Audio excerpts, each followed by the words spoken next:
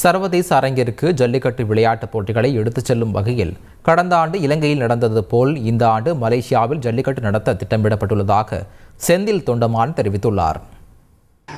ஜல்லிக்கட்டு மலேசியாவில் நடத்துறதுக்கு அங்கே இருக்கிற முன்னாள் அமைச்சரும் இப்போது பாராளுமன்ற உறுப்பினர் தத்தோ சரவணன் அவர்கள் தலைமையில் ஏற்பாடு செஞ்சிட்ருக்கிறோம். மலேசியா முடிஞ்சு அடுத்து வேறு எந்தெந்த நாடுகளில் தமிழர்கள் வாழ்கிறாங்களோ அந்த அத்தனை நாடுகளையும் ஜல்லிக்கட்டு எதிர்காலத்தில் நடத்துறதுக்கான முயற்சிகள் நாங்கள் மேற்கொண்டுட்ருக்கிறோம். தமிழக முதலமைச்சர் அவர்கள் கலாச்சாரத்தை வளர்க்குறதுல அதிகமான ஆர்வம் காட்டி வர்றார் தமிழ் கலாச்சாரத்தை.